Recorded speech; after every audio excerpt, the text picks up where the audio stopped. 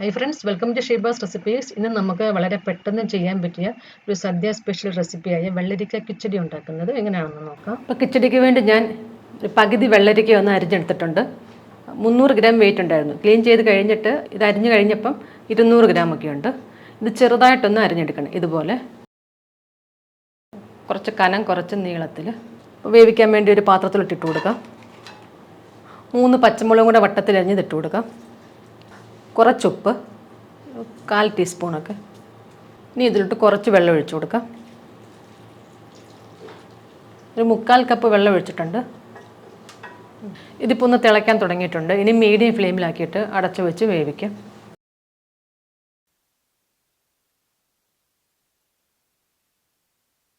അപ്പോൾ കിച്ചടിക്ക് വേണ്ടിയുള്ള ഒരു അരപ്പ് തയ്യാറാക്കണം. ഇനി ഞാൻ 1/2 കപ്പ് തേങ്ങ എടുത്തിട്ടുണ്ട്.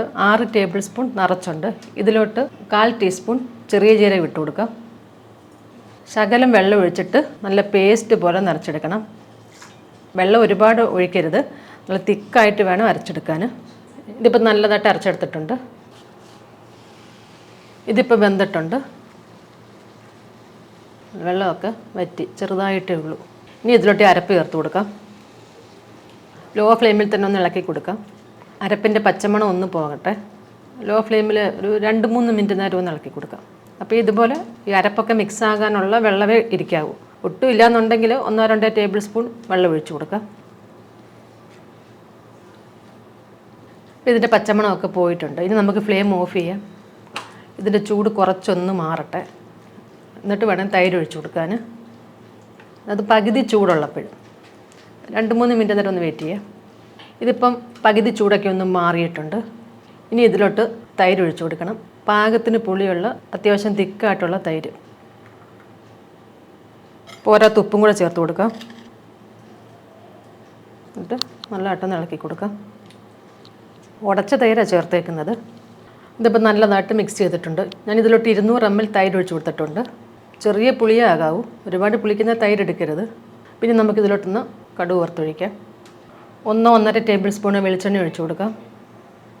വെളിച്ചെണ്ണ ചൂടാകുമ്പോൾ 1/2 ടീസ്പൂൺ കടുക് ഇട്ട് കൊടുക്കാം.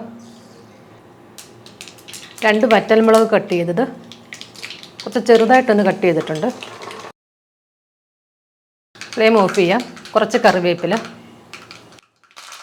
ഇനി ഇതിലോട്ടൊരു 1/4 ടീസ്പൂൺ മുളക് പൊടി ഇട്ട് കൊടുക്കാം. ഇളക്കിയിട്ട് കിച്ചടിയിലോട്ട് ഒഴിച്ചു കൊടുക്കാം.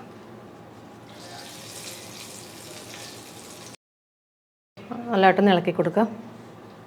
ലാസ്റ്റിൽ മുളക് പൊടി ഇച്ചിരി ഇടാമെങ്കിൽ ഇതുപോലൊരു കളർ കിട്ടും. അതിന് വേണ്ടി ഇട്ടന്നേ ഉള്ളൂ. അപ്പോൾ എല്ലാവരും ഉറപ്പായിട്ട് വന്ന് ട്രൈ ചെയ്ത് നോക്കണം. വീഡിയോ ഇഷ്ടമായെങ്കിൽ ലൈക്ക് ചെയ്യാനും ഷെയർ ചെയ്യാനൊന്നും മറക്കരുത്. പിന്നെ നിങ്ങളുടെ കമൻസും ഒക്കെ അറിയിക്കണേ. Thank you.